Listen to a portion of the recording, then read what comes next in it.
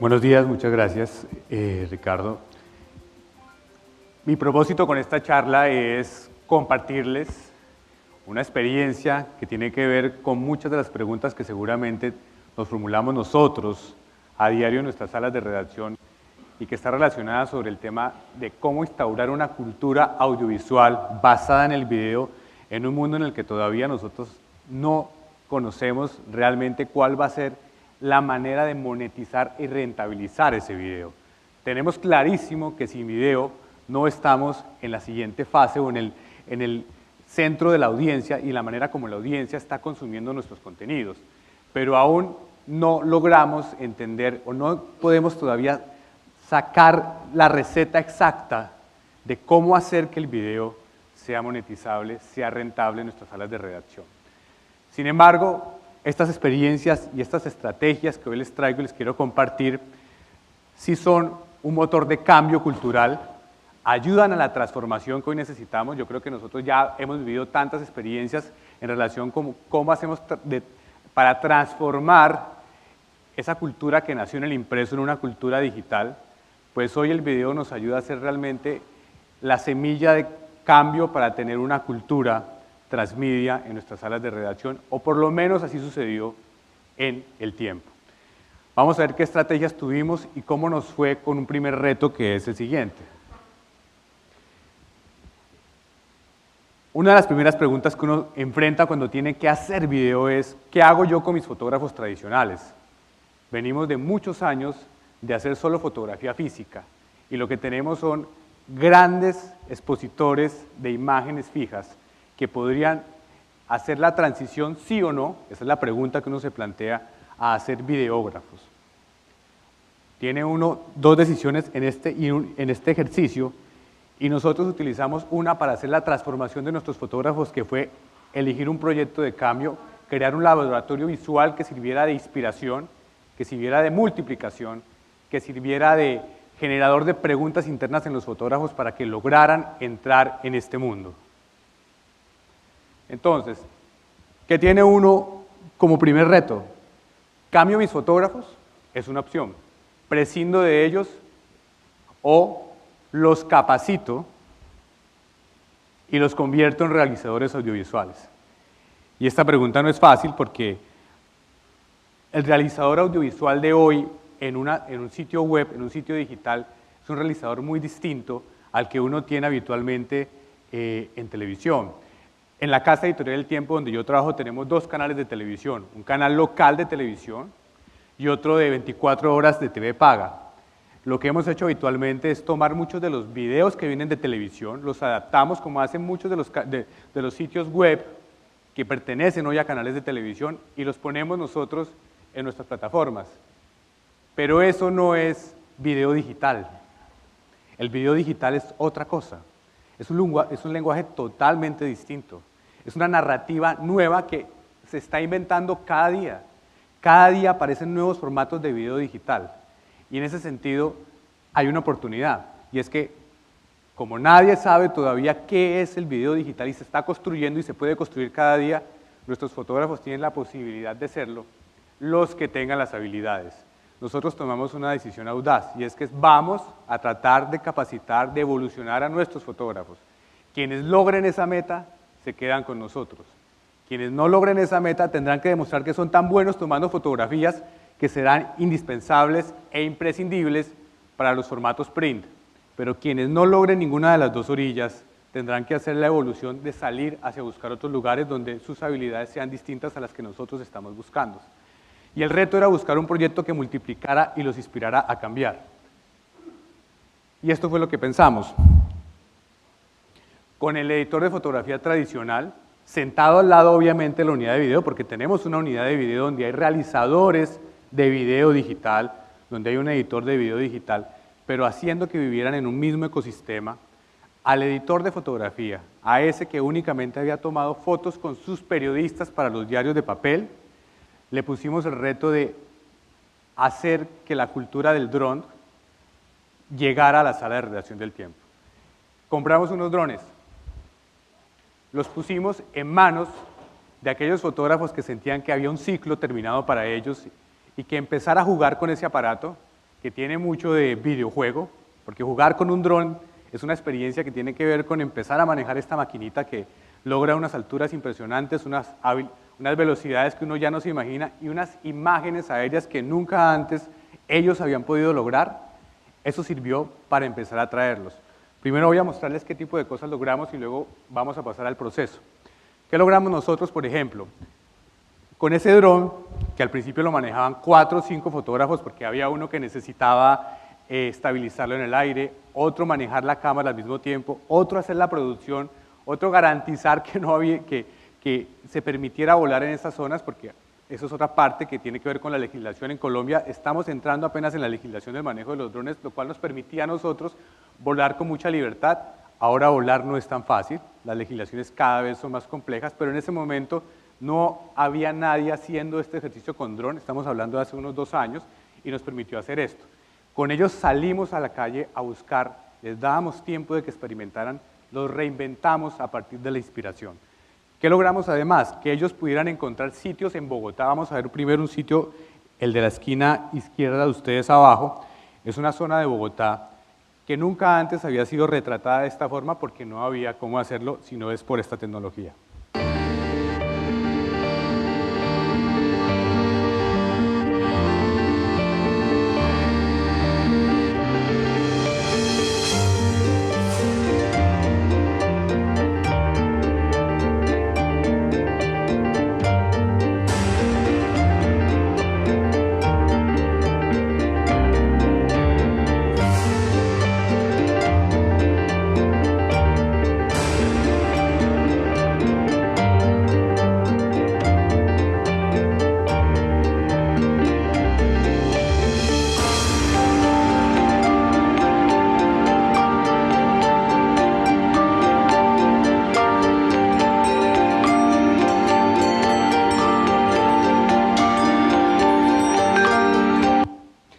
Esa es una zona del centro de Bogotá que está redescubierta para sus habitantes a partir de esta visión que tiene que ver con algo que hacen los fotógrafos de manera magnífica, y es que tienen la posibilidad en su cerebro de entender dónde están esos ángulos que ninguna otra persona vería con naturalidad. Esa es la habilidad del fotógrafo, trasladada al tema del video. Eran videos de más o menos 3, 4 minutos que en el inicio ustedes van a ver, como se han dado cuenta, no hay texto, era una experimentación, sin embargo tuvieron muchos clips.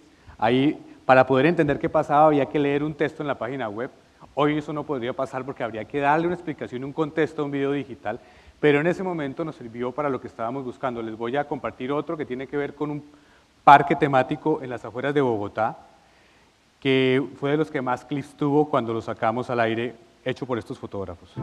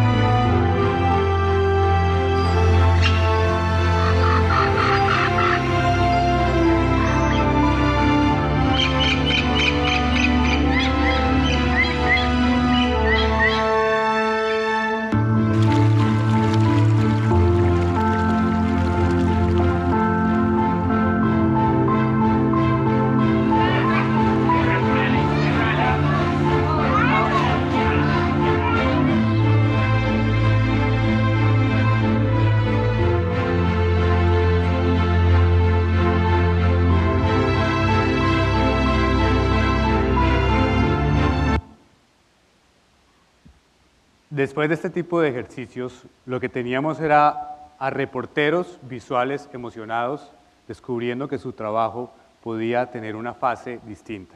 Felicitaciones que llegaban no solamente por cuenta de la sala de redacción, que es lo que ocurre cuando uno recibe la retroalimentación en un diario print, sino por cuenta de los comentarios que llegaban por internet. esta gente empezó a decir, yo tengo posibilidades distintas de hacer mi trabajo no solamente como fotógrafo de un periódico impreso. ¿Qué logramos entonces?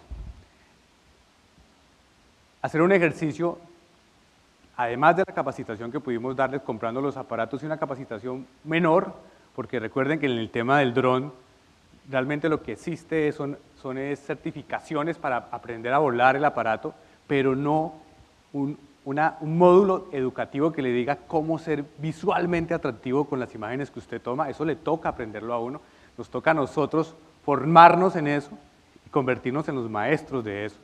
Quiere decir que nos toca ser autodidactas un poco, el trabajo en equipo,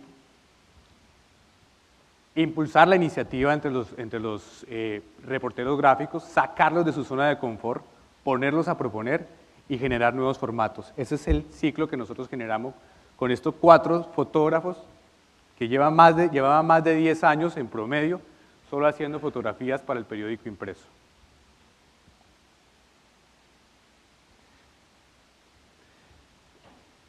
¿Dónde están las habilidades que nos permitieron hacer que ellos evolucionaran? En aprovechar su capacidad de redacción,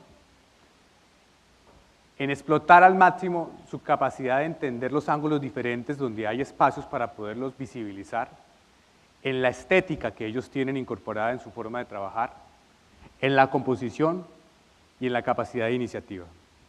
Este ejercicio es el que nos permitió llegar a cosas adicionales que ya hacían un poco más interesante esta exploración. Y es que cuando la gente empezó a ver el dron del tiempo, así lo empezó a llamar, con el dron del tiempo llegaron comentarios en emisoras radiales y llegaron anunciantes esperando ver la posibilidad de acercarse a ese dron, a ver de qué manera se hacían ejercicios de content marketing con ellos. Vamos a ver un ejemplo que nos sirvió en el cuadro derecho frente a ustedes. Hay un ejercicio que tiene que ver con una noticia periodística. Hace 2 años, en diciembre, en Bogotá, cayó una granizada que no se había presentado en los últimos 30 años, una granizada que originó un problema de caos vehicular, porque evidentemente la cantidad de granizo taponó muchas calles.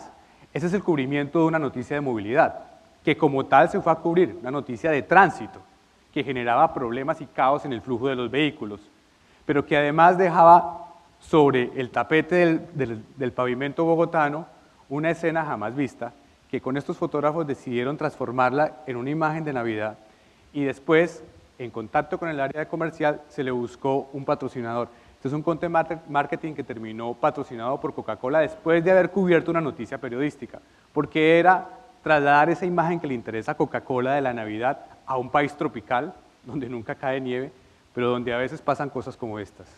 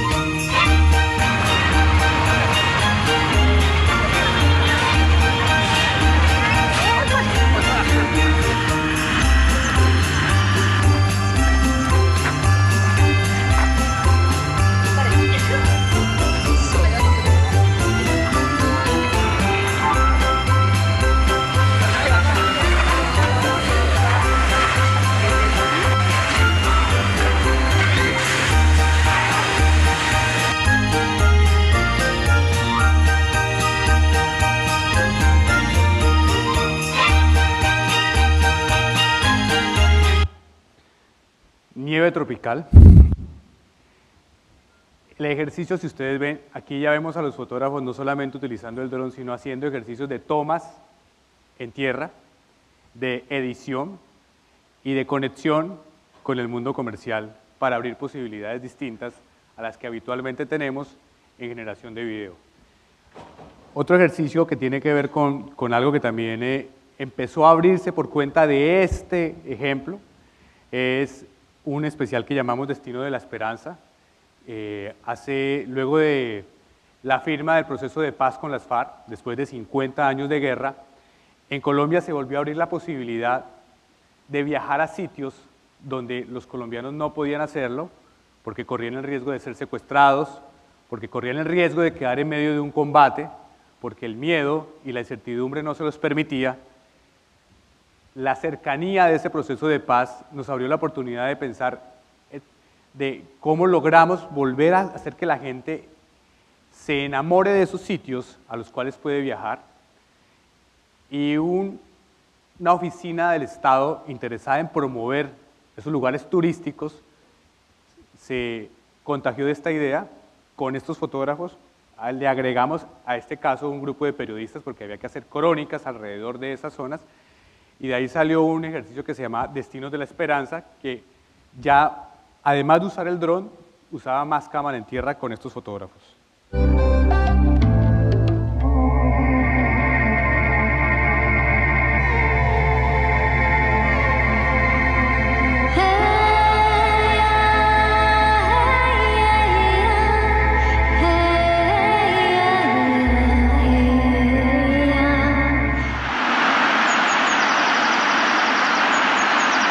Colombia en paz, Iniria, Guainía, es un destino turístico donde todos los visitantes pueden disfrutar de la selva, de los petroglifos, de la laguna, de los ríos, de los raudales. El departamento está dispuesto a compartir todo lo que hay en esta zona de Colombia.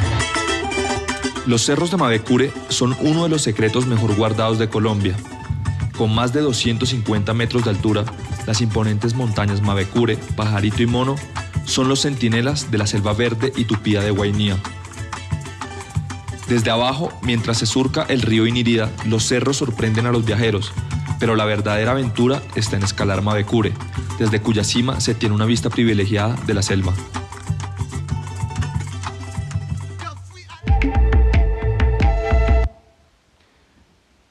Ustedes notan lo que hemos visto hemos pasado de unas escenas muy hermosas, visuales, aéreas, pero que son mucho de contemplación y de ejercicio, de visibilización de espacios que antes no se veían de esa manera. Luego ya había imágenes en tierra, fijas, edición un poco más elaborada. Luego a que ya es algo que es con voz, con sonidos, con narración, lo cual es muy normal, pero pensemos nuevamente, estamos hablando de fotógrafos de impreso, de personas que nunca antes habían tenido, que no nacieron para esa cultura, que están haciendo el traslado de esa cultura. Y ese ejercicio es el que quiero destacar y que es posible gracias a una estrategia de generar un laboratorio visual, sembrar un reto interno, sembrar un proyecto inspirador dentro de ese grupo para intentar cambiar su cultura.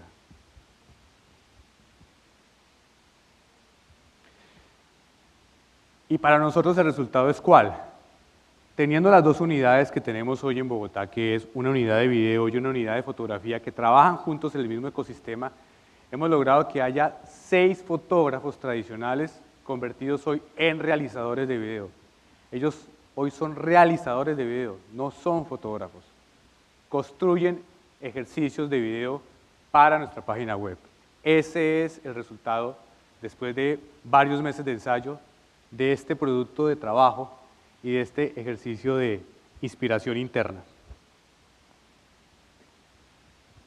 Segundo, ya empezamos a verlo en la primera estrategia. La segunda estrategia es tener contacto con la monetización. Empezar a sembrar esa inquietud de poder garantizar que no solamente esos productos que garanticen audiencia, contemplación, aplausos, se queden ahí, sino que pasen al nivel que nos interesa para ser rentables. Y aquí voy a contarles lo que hemos hecho en este sentido. Teniendo ya sembrada un poco esa inquietud de los fotógrafos, lo que hicimos fue aplicar una metodología que permita replicar esos ejercicios, ingresar como parte de esa metodología la costumbre de basarse en métricas, lectura de audiencias, entender en qué momento nos están viendo, quién nos está viendo, por qué nos está viendo, y pasar de esa manera a una estrategia monetizable. Un primer ejercicio de estrategia monetizable es el que nosotros tenemos con el streaming. Las transmisiones en vivo son para nosotros muy importantes en términos de audiencia, pero garantizar que tengan detrás un modelo que traiga ingresos no es tan fácil, pero a veces lo logramos y de esta manera, en este caso nosotros hacemos alianzas con Facebook para hacer transmisiones o con otras plataformas cruzadas como YouTube, de manera que tal que al final podamos traernos patrocinadores a esos ejercicios de streaming. Aquí hay un ejercicio de streaming y es que en la Casa Editorial del Tiempo se hizo un debate presidencial este año en la sede e instalaciones del canal local de City TV con los candidatos que estaban en ese momento aspirando a la presidencia y paralelamente a la transmisión de televisión que va por otro lado, en el sitio web hicimos un análisis interno vía streaming con un par de ejercicios interesantes que les quiero compartir también, que no se ve aquí claramente, pero es que como estaban todos los candidatos dentro del mismo edificio y había que distribuirlos en salones distintos con sus comitivas, les pedimos la autorización para instalar cámaras en esos sitios donde estaban cada equipo de fanático, por decir hacerlo, de su candidato, cada asesor, y la gente podía entrar a la página web y decidir qué cámara quería ver, si la cámara del candidato Iván Duque, si la cámara del candidato contrincante, o la cámara, podría garantizar ver qué estaba pasando en cada uno de esos sitios. Y con eso logramos el ejercicio, además de tener patrocinio, lo ven ustedes allá en la esquina inferior derecha, de una marca de carros. Esa transmisión streaming logró ese resultado. Aquí, desde las instalaciones de El Tiempo Casa Editorial, una transmisión sin antecedentes.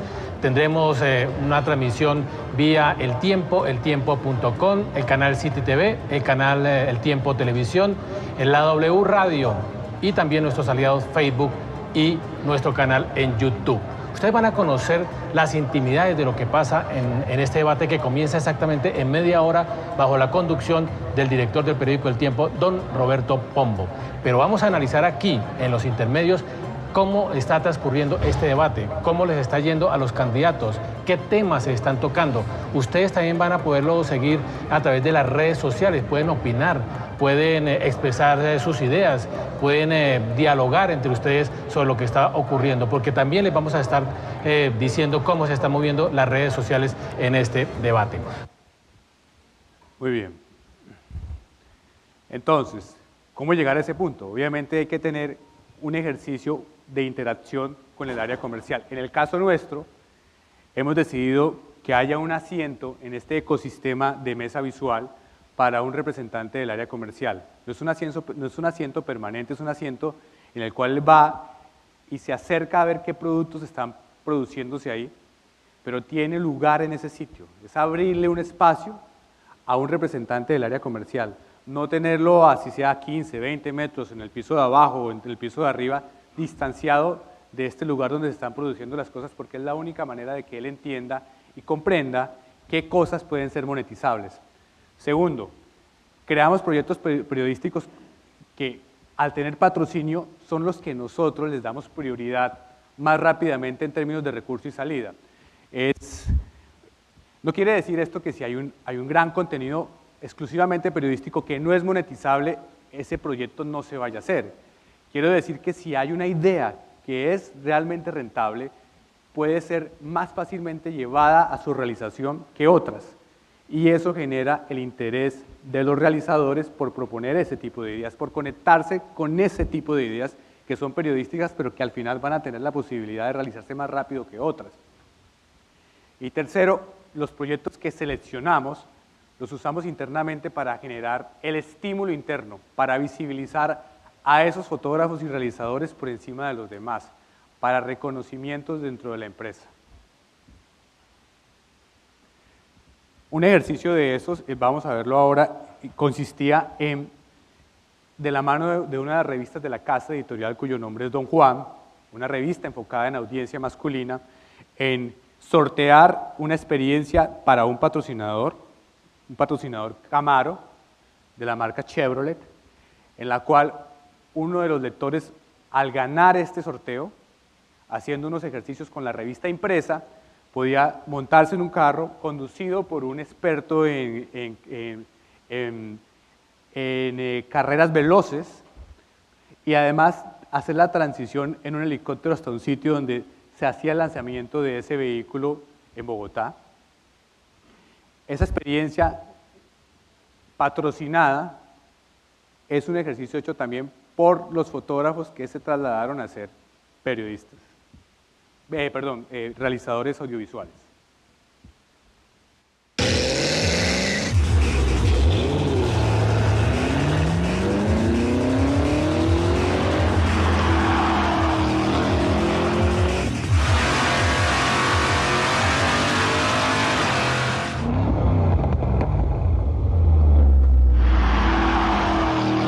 Dando miedo.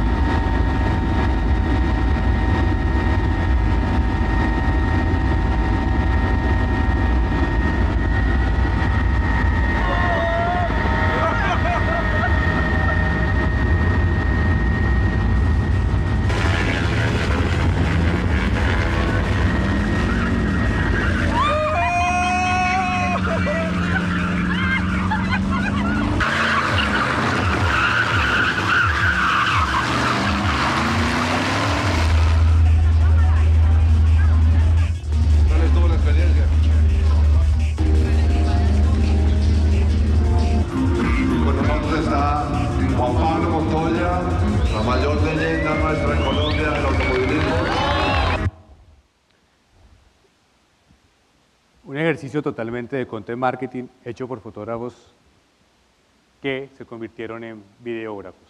Abajo hay otro ejercicio también y es para una marca que quería hacer un concierto y grabar y dejar para la posteridad y ponerlo en su sitio web de un concierto de música clásica que tenía que ver con la inauguración de un espacio que ellos querían exponerle a la opinión pública. Y vamos a ver un ejercicio adicional de esa conexión con el área comercial y esta es una historia que periodísticamente hubiera resultado como tal algo muy bonito y es una marca también que inauguró una sección nueva del aeropuerto El Dorado en Bogotá. Quería como parte de su inauguración tener la presentación de una orquesta también sinfónica con un director español, pero además recoger un grupo de niños con labio leporino que nunca habían conocido el mar, llevarlos a Cartagena a conocer el mar y nos estaba proponiendo que contáramos esa historia que era un ejercicio de ellos de mostrarse también haciendo una labor social. Nosotros le devolvimos su pregunta diciéndoles, nosotros cubrimos eso porque nos parece que tiene algo muy interesante contar la historia de niños conociendo por primera vez el mar, pero les proponemos que podemos hacer de esto un storytelling, un video contado por nuestros fotógrafos. Y si usted está de acuerdo, hacemos una alianza, usted nos patrocina ese video, nos paga por ese video y tenemos un efecto que es beneficioso para ambos.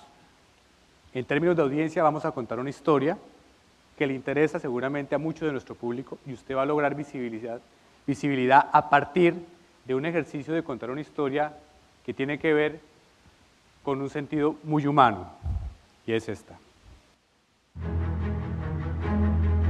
Buenos días.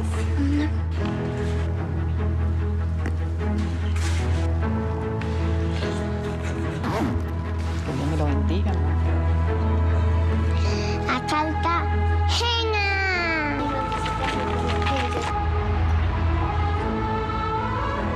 Son las 6 menos 10 de la mañana. Hoy me he levantado a las 5 porque tenemos concierto en el aeropuerto del Dorado a las 8.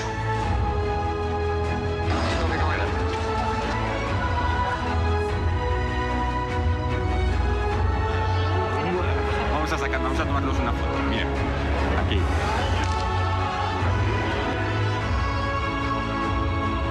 estamos acá con niños de la Fundación Batuta, músicos, y con niños de Operación Sonrisa. Para ellos es este concierto, para ellos es lo que vamos a hacer después.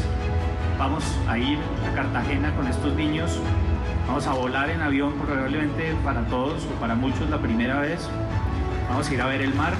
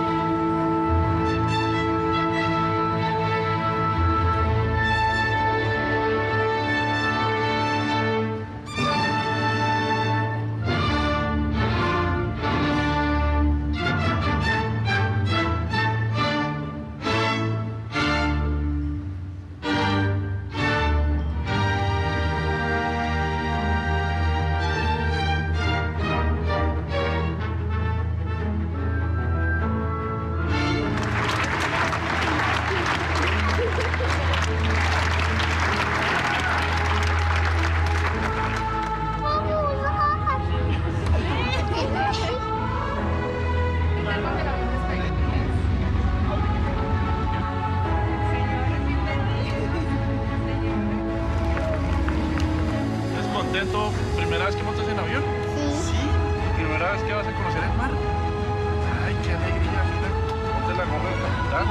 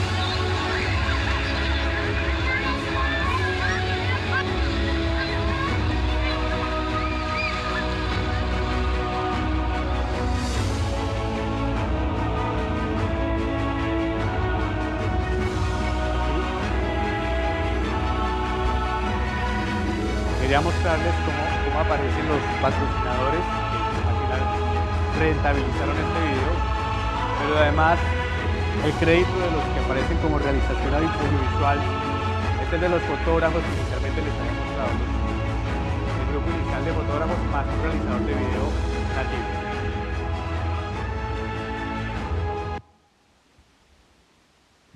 Ese era el segundo tema, conexión comercial. El tercero, como ejercicio y estrategia, estamos ensayando una incubadora de formatos adicionales. Ya hicimos el traslado de esta cultura de fotógrafos a realizadores audiovisuales, pero ahora hay que hacer una multiplicación, no solamente con los fotógrafos, sino también con toda la sala de redacción, con todos aquellos periodistas que, aunque no manejen el tema audiovisual en la cámara, pueden ser creadores de ideas de formatos visuales y necesitamos de sus ideas. Entonces hemos creado un laboratorio de generación de formatos de video.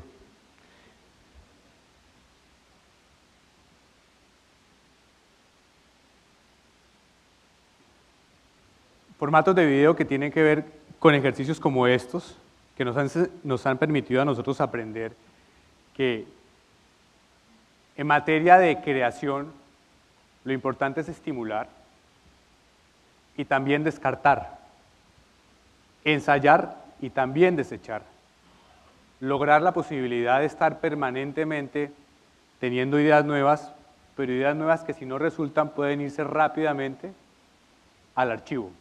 Ese es un poco el ejercicio de estos formatos que se crearon inicialmente. Hay muchos que hoy no existen o no tienen la misma frecuencia porque no logran con la audiencia la conexión inicial que estábamos esperando.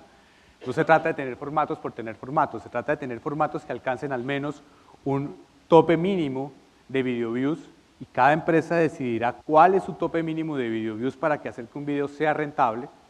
En el caso nuestro, nuestros indicadores van creciendo de manera tal que nos permitan establecer hasta dónde y seguimos insistiendo con un formato o no, pero al final tenemos detrás todo un ejercicio de producción de video por cuenta de fotógrafos y realizadores planteando ideas como estas. Vamos a ver rápidamente uno que es un formato de un minuto, una toma, y son entrevistas a personajes en los cuales ya hay incorporado aquello que nos interesa más ver en redes sociales, que son textos y videos rápidamente para poderlos ver en el dispositivo móvil.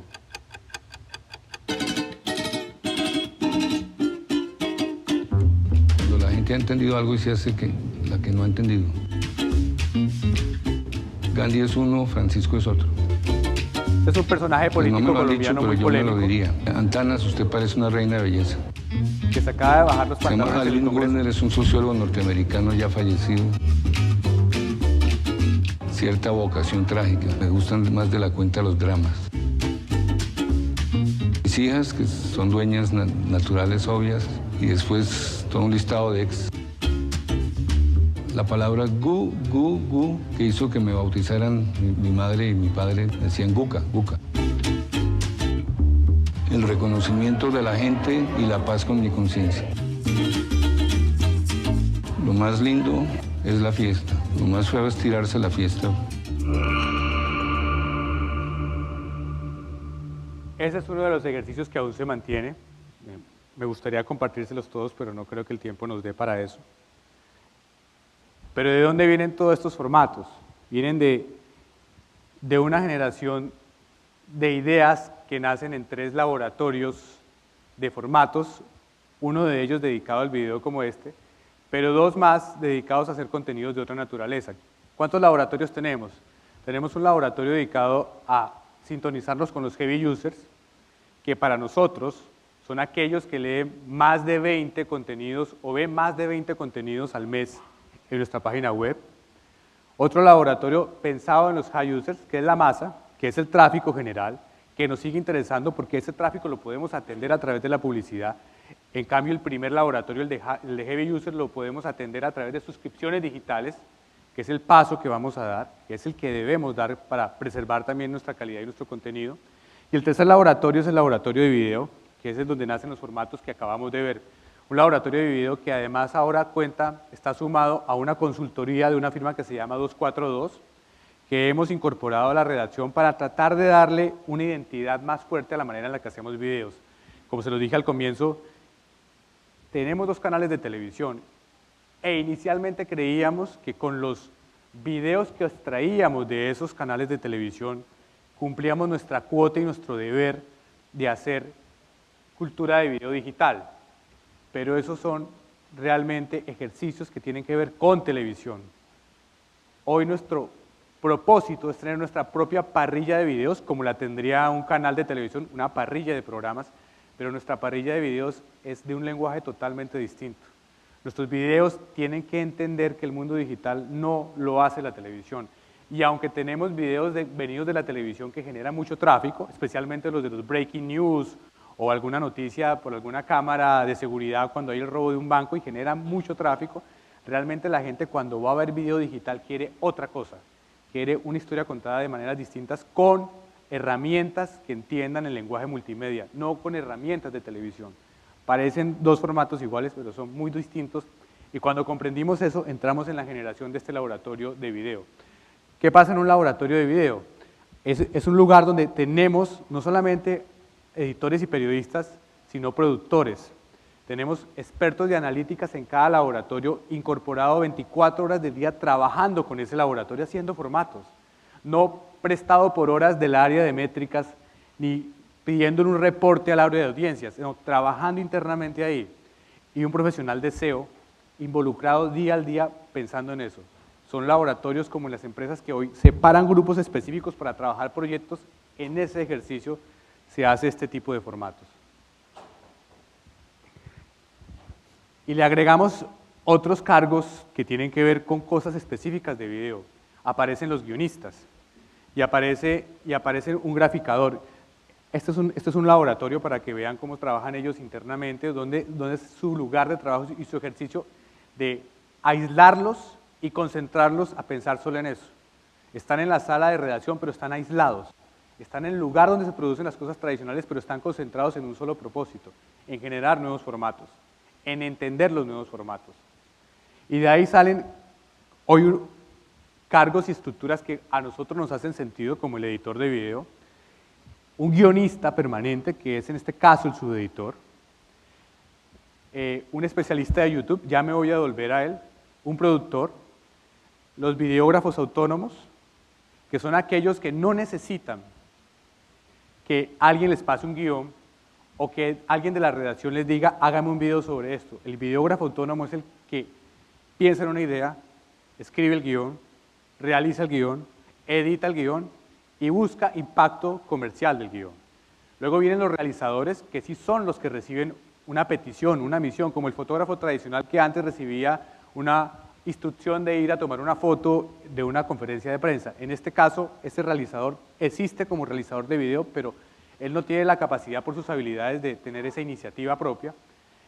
Luego viene un animador o graficador, que es el que se encarga de hacer los efectos de animación en los videos.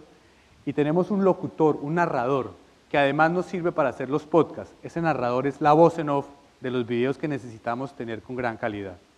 Me devuelvo entonces al especialista de YouTube, porque a nosotros nos hace sentido y porque nosotros creemos que es un cargo que nos sirve, y es que en el caso nuestro, nuestra plataforma de videos, donde servimos los videos, es YouTube.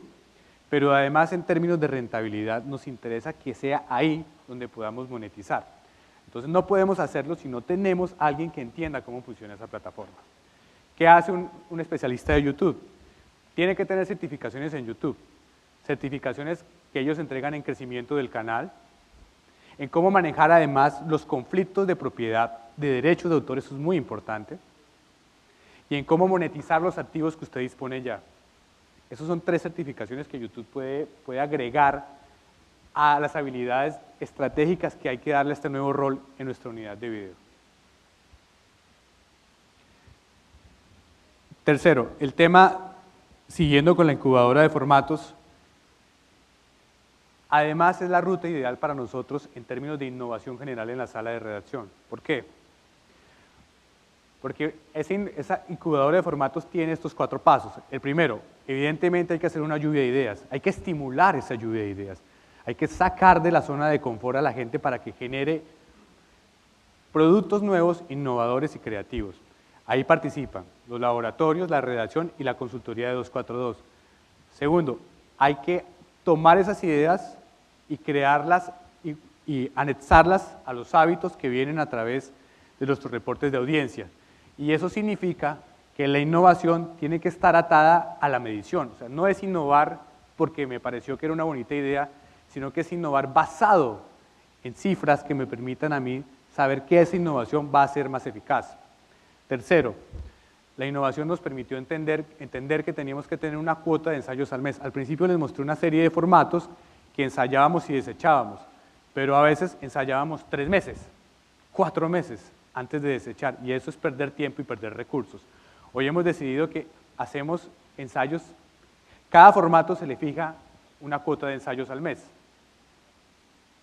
Y pueden ser 5 o 10 ensayos máximo para decidir si ese formato pasa a la siguiente fase, que es la final, que es cuando la incubadora entrega el formato a la redacción.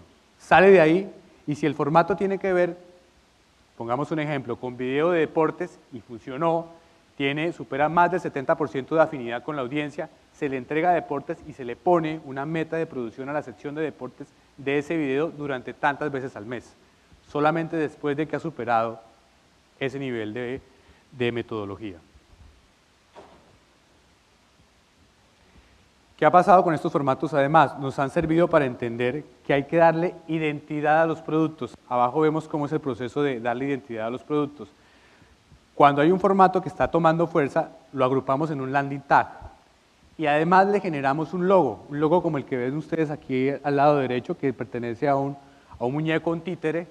Ya les voy a explicar de qué se trata. O un logo como el que está en el lado izquierdo, en el lado derecho de ustedes, que es un logo un formato que se llama el Rincón de la Bici, que tiene que ver con la cultura de la bicicleta en Bogotá. Crear esas visibilidades, estos logos, nos permite incluso hacer promoción de esos formatos en el print, sacarle avisos en el print para que la gente sepa, porque cuando uno crea un video y quiere crear hábito, la gente dice, bueno, ¿y dónde voy a ver ese video? Pues bueno, la idea es anuncio. Este formato va a estar los días martes, todos los martes a las 6 de la tarde en eltiempo.com o todos los jueves a tal hora en eltiempo.com. Hay que empezar a generar ese hábito en la audiencia si ese formato va a permanecer. Obviamente tiene un landing tag y la gente lo podría encontrar nuevo, pero el capítulo que sea novedoso, el nuevo, hay que darle esa posibilidad. Vamos a ver un ejemplo entonces de uno de estos formatos, que es el Rincón de la Bici, que ya está instaurado, ya permanentemente. ¿Se le entregó a quién? Se le entregó a la sección de Bogotá. La cultura de la bicicleta tiene que ver con la capital, tiene que ver con la ciudad, tiene que ver con cómo vivimos en la metrópoli. Este formato nació en la incubadora, pero ahora lo hacen los periodistas de la sección de Bogotá, ya no está más en la incubadora. A partir de hoy en el Rincón de la Bici haremos recorridos por la sabana que los ciclistas no se pueden perder. Tiempos, extensión, altimetrías, ejercicios para entrenar y recomendaciones. ¿Subimos?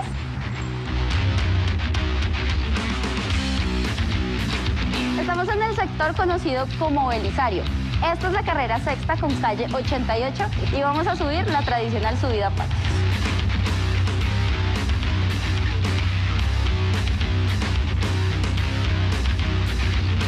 Lo primero que debes hacer es cerciorarte de que tu bicicleta tenga un buen mantenimiento, que las llantas estén bien de aire, que los frenos estén perfectos y que los cambios funcionen bien. Ojo, la bajada es prolongada y tienes que tener mucha precaución. 2. El tipo de la bicicleta. Esta es una bicicleta MTB. El grosor de la llanta es mucho más delgado que una bicicleta convencional. Te recomendamos subir en bicicletas con diámetros del rin de 27.5 o 29 pulgadas para que te rinda mucho más. Esta es una bicicleta de ruta. Es mucho más liviana que una bicicleta MTB. Y sus llantas tienen un grosor. El siguiente ejercicio que vamos a ver, que ya también se entregó a la redacción, nació en la incubadora y ahora está en manos de la sección de cultura y entretenimiento. Es un ejercicio que consiste en analizar, criticar una película, una obra de arte, una obra de teatro, un musical, con dos integrantes de esa sección de cultura, uno a favor y otro en contra. Se hace una vez a la semana, se llama Contraplano. Pues mi querido Wilson, aunque yo sé que estamos en la semana de los Oscar, realmente para mí pensar en el cine no significa pensar en el cine de Hollywood y menos en esas peliculitas de superhéroes y efectos especiales que a usted le gustan. Pero si ves que es el tonito, las peliculitas tienen un público y hay cosas buenas con o sin superhéroes que merecen reconocimiento. No, querido, yo creo que aquí en este caso sí estamos en orillas opuestas. Yo, por ejemplo, defiendo el arte. Y en el caso de los Oscar, la verdad, el Oscar que me interesa es el de Mejor Película Extranjera. Además porque hay una película muy buena latinoamericana que se llama Mujer Fantástica, es una película chilena, y hay un momento en el que hay una escena, está casi que volando en contra de la fuerza del viento. Es pura poesía en la pantalla. ¿Quiere poesía? ¿Qué tal la secuencia en The Last Jedi cuando hay un ataque a velocidad luz y por un segundo el negro del espacio se vuelve blanco y tenemos una escena que parece dirigida por Kubrick? Son cosas que no riñen el arte con el entretenimiento y si bien no es la norma y jamás van a desplazar a los Kubrick o a los Spielberg o a los Bertolucci, pueden estar ahí y ese es mi problema. Y el último ejercicio que vamos a ver fue uno que utilizamos como ensayo para ver cómo llegamos a las audiencias más jóvenes, a las audiencias millennials, y es utilizar la figura de un títere y hacer con él el ejercicio de hacer convertirlo en una especie de candidato adicional durante la campaña presidencial para burlarnos de muchas cosas que pasaron con la campaña. Y nos fue bien en el tema de las audiencias millennials. Hay que entender que estos ejercicios, muchos son para probar. Este obviamente tenía como fecha límite el fin de la campaña electoral, pero hicimos el ensayo y el producto fue este.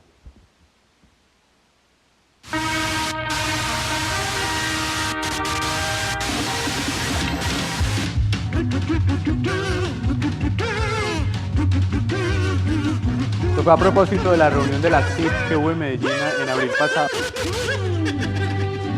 Bienvenido el periodismo a Medellín. Valientes reporteros, salten al ruedo. Aunque soy político, vengo a la CIP. Porque hacer noticias falsas sí puedo. Pero por mentiroso perdí hasta el pelo. La prensa destapó mi escaso futuro. Tapar mi inmadurez es mi gran anhelo. Con menos cortes sí parezco maduro. El que lo entendió, chamo. Si usted quiere ver debates donde la lucha sea a muerte, sígame. Sí, pásesela. Sí, sí, al fondo, el centre, sí, lo lleva con gol, gol, gol, lo hicimos, lo hicimos. Bueno. ¿Qué aprendimos en este ejercicio de lab de video yendo hacia la ruta de la innovación? 4 temas replicables. Hay que hacer talleres de realización de guión. Hay que llevar a los redactores a que aprendan a hacer guiones y descubrir entre ellos quiénes son los mejores haciendo guiones para replicarlos en la sala de redacción. Segundo, hay que hacer talleres de edición básica. No todos tienen la misma habilidad, pero a todos hay que entregarles la herramienta para descubrir quiénes de ellos pueden hacer la transición a la segunda fase. Hay que hacer un casting interno de talentos. No todos tienen tampoco la facilidad de expresarse para video como se expresaría o como se escoge en un canal de televisión quiénes son sus presentadores, pero son habilidades distintas. El casting para videos digitales requiere más de autenticidad, requiere de un poco de gracia, requiere otro tipo de conexión distinta a la que puede haber en un canal de televisión. Y tenemos el ejercicio de que cada mañana, cuando empieza la reunión multimedia, cada sección debe proponer un video del día, un guión del día.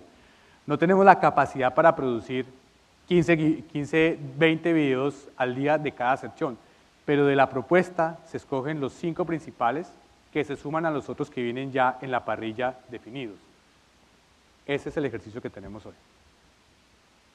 Y además tenemos un sistema de reuniones producto de este proceso de innovación en el cual tenemos lo que tiene que ver con el día, la retroalimentación de videos, la revisión que es muy importante de estadísticas que se hace cada final de semana y la visualización y el análisis de videos día por día para ver cómo va el comportamiento, cuáles permanecen, cuáles no permanecen y qué necesitamos para renovar esa parrilla de videos.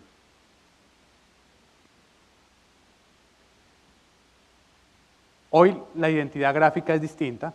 Vamos a ver unos productos donde ya ese tema del casting de videos, por ejemplo, nos ha llevado a que vamos a ver un primero que es hecho con el editor de tecnología, que hemos descubierto que el editor de tecnología tiene una habilidad para el video digital, la presentación del video digital, que nos permite analizar cualquier tipo de noticia relacionada con este tema. Hemos descubierto periodistas en la sala de redacción que pueden explicarlo cada vez mejor cuando se necesita explicar el porqué de una noticia, formatos de no más de 2-3 minutos. El promedio de consumo en nuestros videos puede ser alrededor de 2 minutos, lo cual pues es relativamente alto para un consumo de video. Vamos a ver el ejercicio de tecnología, primero que se llama este formato ya está instaurado, TikTok.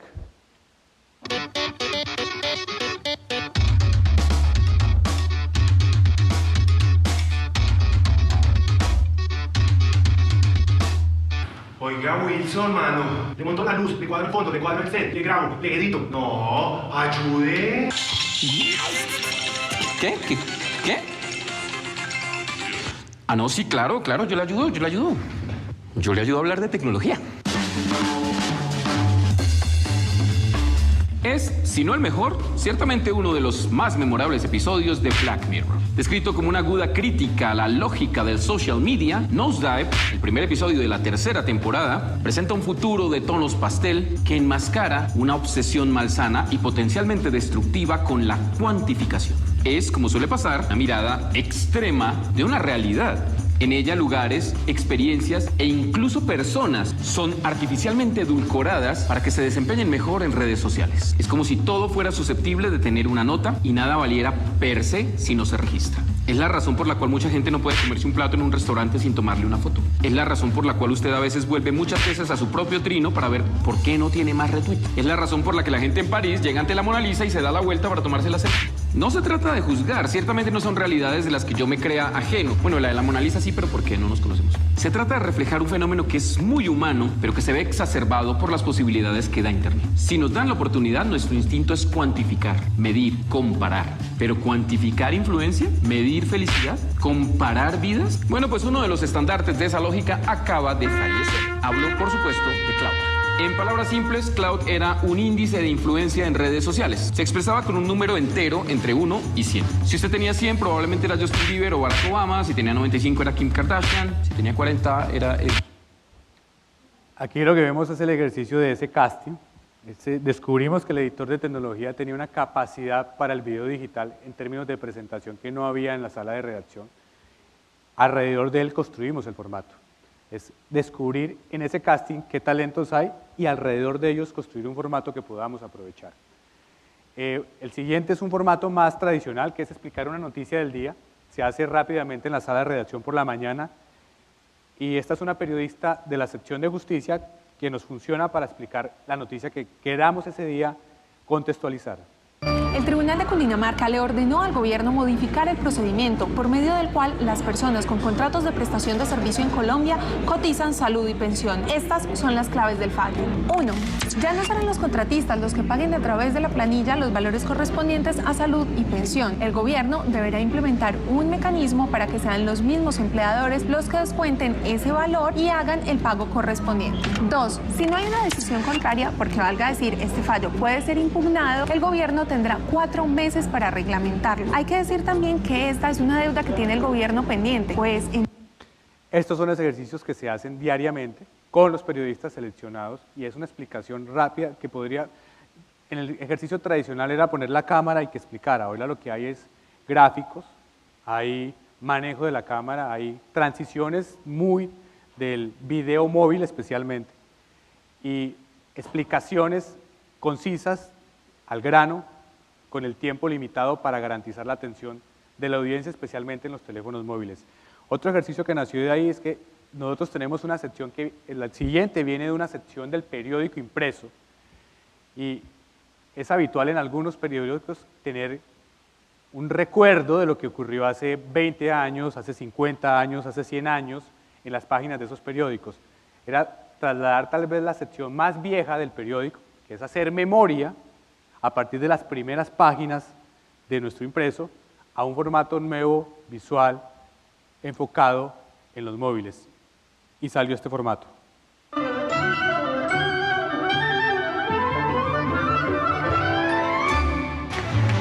Muy buenas tardes, televidentes. Bienvenidos a esta nueva edición de Hace 50 y Hace 25, un noticiero vanguardista de su casa editorial, El Tiempo. La beneficencia de Cundinamarca anda indignada. Dicen ser víctimas de la politiquería. Esto porque despidieron al yerno del gobernador, Humberto Pardo. En otras noticias, el ejército dio a conocer su balance de operaciones de febrero. Dieron de baja a 10 antisociales. En su afán por mantener el orden, el ejército ha perdido a un soldado. El presidente Carlos Lleras, quien se ha visto afectado por una fuerte gripa, no podrá asistir al elegante cóctel que celebrarán en su casa el doctor Rafael Arboleda y su... Este ejercicio, que además es hecho con uno de los periodistas más jóvenes de la redacción, ha llevado a que las audiencias más jóvenes se interesen por saber qué pasó hace 25 o hace 50 años. Y es tomado de lo que sale en el diario le da la pauta, pero ellos hacen el traslado a un guión de video que sale todos los días con este ejercicio. Siguiente paso. Ya en esta estrategia lo que nos interesa ahora es probar también cómo innovación, y hemos tenido unos resultados muy interesantes. ¿Qué ocurre cuando pasamos de los formatos de 2, 3 minutos a formatos más largos de 20, de 25 minutos y de 30 minutos? Y es entrar en la era de hacer documentales digitales.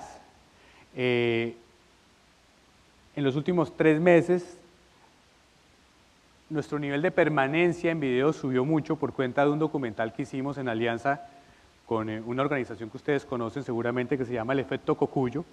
Con El Efecto Cocuyo tomamos la decisión de hacer un documental de cómo es la travesía de los venezolanos que salen de su país, pasan por el puerto de Simón Bolívar en Colombia y los que no se quedan en Colombia, ¿hacia dónde llegan? Acompañamos a una familia en un documental de más de 25 minutos de duración a hacer ese tránsito. Y ese documental nos ha generado muchos de los mayores clics en los últimos 2-3 meses. Un ejercicio que no es el de los 2-3 minutos efímeros, rápidos del video móvil, sino mucho más reposado, pero que nos da respuestas interesantes sobre el tema de que la gente también podría consumir hasta 11 minutos, que es el tiempo de permanencia en estos documentales, con temas muy interesantes que uno pudiera llevar a la realización.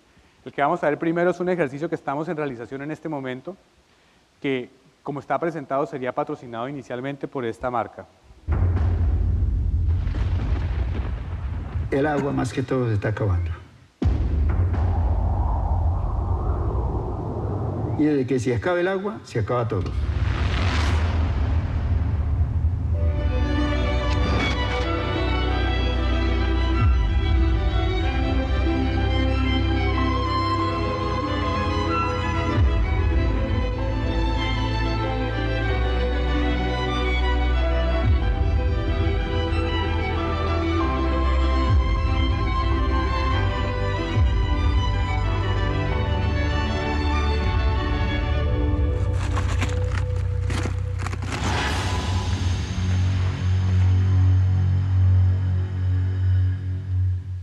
Ese es el tráiler de nuestro documental que está en proceso de realización en este momento.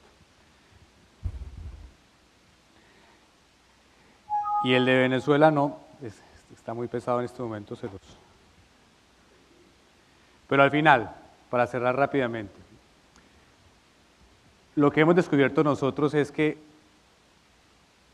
el video no es solamente un deber de evolución transmedia en nuestra sala de redacción, sino que se ha convertido realmente en el escenario ideal para innovar y para lograr que la transformación que necesitamos culminar en esas salas de redacción que permanentemente se están transformando, tengan ese giro cultural.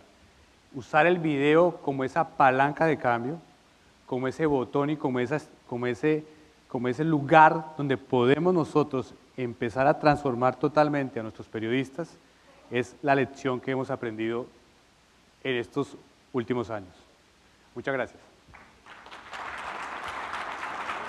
Diego Vallejo, de Diario La Prensa de Ecuador. Después de hacer este laboratorio, ¿cuánto tiempo estos segmentos permanecen en vigencia? ¿Y cómo los monitorean? ¿Es por las vistas o hasta cuándo saben que funciona? Si se trata de establecer un nuevo formato, tiene entre 5 y 10 salidas al público. Y el dashboard o el tablero que tú quieras ponerle depende de tu audiencia. Nosotros tenemos uno que tiene que ver con garantizar que un video tenga más o menos alrededor de 40.000 clics en YouTube, nosotros, y un 70% de afinidad, que es un indicador interno que tiene que ver con la audiencia a la que queremos llegar. 70% de afinidad con el heavy user o 70% de afinidad con el light user. Al final tú vas a encontrar una receta, pero siempre hay que ponerles un tiempo limitado porque a la larga los formatos no pueden permanecer simplemente ensayándolos y sin obtener lo que queremos. También es cierto que incluso los formatos que son aprobados, hemos descubierto que a pesar de que son aprobados y pueden tener muy buen rendimiento durante los primeros 4 meses, después de los 4 meses empiezan a desgastarse. El mundo del video digital es muy particular, la gente siempre busca cosas nuevas. Tratar de permanentemente estar refrescando esa parrilla, yo creo que va a ser la línea de futuro nuestra. Refrescar permanentemente la parrilla de videos, que no es lo mismo que refrescar una parrilla de televisión. La nuestra es más flexible, más ágil y necesita cambiar más rápidamente a partir de los datos que recibimos. Aquí, de este lado. Salud. Lo siento. Hola. Marvin del CIDE, director audiovisual de diariolibre.com. 2 preguntas rápidas. Una, ¿cuál fue su tasa de éxito en la conversión de los fotógrafos a videógrafos? ¿Hubo bajas en el proceso? Y la otra es con los videos inmersivos que ustedes tienen, ¿cómo ha sido su éxito con los usuarios versus el video en formato tradicional? La tasa de conversión de los fotógrafos a videógrafos son más o menos del 35%. De todas maneras, seguimos atendiendo nosotros, tenemos 4 diarios de papel, necesitamos aún una redacción de fotógrafos fuerte. Nuestra meta es llegar a una conversión del 40-50%. Recuerden que al hacer el ejercicio de la transferencia, este 35-40% es llevárselos de esa sección tradicional a hacer solo videos. Lo que quiere decir empezar un poco a recargar el trabajo de los fotógrafos tradicionales, pero también es una necesidad interna en la sala de redacción y es que ahora necesitamos producir más videos que antes. Necesitamos más videos que fotografías. Habrá que reorganizar ese grupo internamente. Y el otro tema, que es el tema de los formatos, digamos, móviles más ágiles versus los formatos de más larga duración. ¿Te refieres a eso? Bueno, en ese punto nosotros tenemos un ejercicio en el cual todavía estamos avanzando. Tenemos una tasa de conversión de alrededor del 25-30%. Hay muchas cosas todavía por ahí que nos falta afinar. No es fácil, la audiencia todavía necesita como entender y acostumbrarse y tener mayor cultura alrededor de este tema para lograr una mejor transferencia o una mejor evolución. Hola, ¿qué tal? Renata Sánchez del Universal.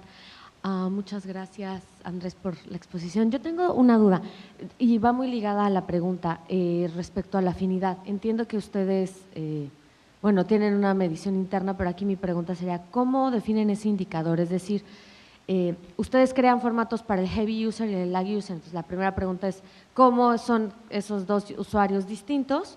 Y la otra, en esta parte que nos dicen, después de 4 meses se empiezan a desgastar. ¿Cómo hacen una transformación de ese formato? ¿Lo eliminan? ¿Crean una cosa nueva? ¿O todavía ni saben ni están viendo? Gracias. Empezamos de atrás para adelante. El interés es tratar de transformar ese formato que tuvo resultado, no desecharlo, sino buscar una manera de que se presente distinto. Es decir, hay que hacer el ejercicio de rediseñar la casa con ese formato. Si es un formato exitoso, hay que rediseñar ese espacio. Hay que volverlo, puede ser como pasa en televisión, cambiando el presentador, cambiando el locutor, cambiando el graficador, cambiando las transiciones. Ese es el primer ejercicio. Si el formato ha sido exitoso, no muere inmediatamente en esos 4 meses, sino que hacemos un ejercicio de rediseño. Si el rediseño de tu casa no funcionó, hay que mudarse. Y evidentemente ahí llega y hay que pensar en otro formato con otros contenidos nuevos. Y ahora el tema de los indicadores. Ese es un tema un poco más difícil porque los indicadores no son una receta mágica. Los tableros que hoy tenemos permanentemente los estamos cambiando. El ejercicio de, inicialmente, light users y heavy users. La primera técnica, que es la fácil, es tal vez la menos científica de todas. Y es, para nosotros el heavy user consume 20 contenidos al mes en nuestra página digital. Más de 20. Y el light consume menos de esos contenidos. ¿Cuál es el problema? Que lograr establecer qué afinidad no está duplicada es muy difícil. Tú puedes a veces sacar un producto que está enfocado, nos ha pasado, pensado en el heavy user y resulta que su tasa de conversión del light user resulta ser más alta que la del heavy user. ¿Cuál es nuestra tasa de conversión? Si en un formato de video tenemos más de 7% de heavy user, lo consideramos de heavy user, recuerda que es distinto, o sea, consideramos que en ese caso es exitoso y hay que seguirlo avanzando, pero a veces nos pasa que supera el 7%, pero uno va a ver el light user de ese formato y supera el 15%. Probablemente entonces funcionaba más, era para el tráfico general que para el tráfico expresivo de ese público específico. Tener unos tableros correctos, exactos, es un reto permanente y no creo que sea algo muy fácil ni que podamos responder con una fórmula permanente. Creo que nos toca estar cambiando permanentemente los indicadores mientras entendemos bien a la audiencia. Hola, ¿están explorando el uso del video pero vertical a propósito de Instagram TV y estas cuestiones? Es decir, en mi redacción hay toda una discusión entre los puristas que dicen es que debe ser horizontal. Yo concuerdo un poco, pero finalmente creo que como medios también tendríamos que tratar de aprovechar ese formato que pues nos guste o no, ahí está, pero no sé ustedes que están muy en la vanguardia en esto si lo están explorando. Sí lo estamos explorando, sí nos interesa explorar. Hay que tener varias líneas de ensayo, sobre todo especialmente teniendo en cuenta que nuestros medios están cada vez más teniendo más consumo móvil que consumo en otros formatos y en otros dispositivos. Es una línea de ensayo, como tenemos además una línea de ensayo de tener una redacción pequeña móvil en la sala de redacción dedicada a definir los contenidos del móvil. Y con esa sala de redacción pequeña, que es mucho más pequeña porque todavía es muy parejo, es un poquito más el móvil que el desktop, pero todavía no logra la diferencia que seguramente logrará, no sé, en unos meses, en unos años. Con esa pequeña redacción dedicada al móvil se hacen esos ensayos del video vertical en este momento, como ensayo. Vamos a ver si se asienta o no también, como en tu caso. Una pregunta más, Alejandro.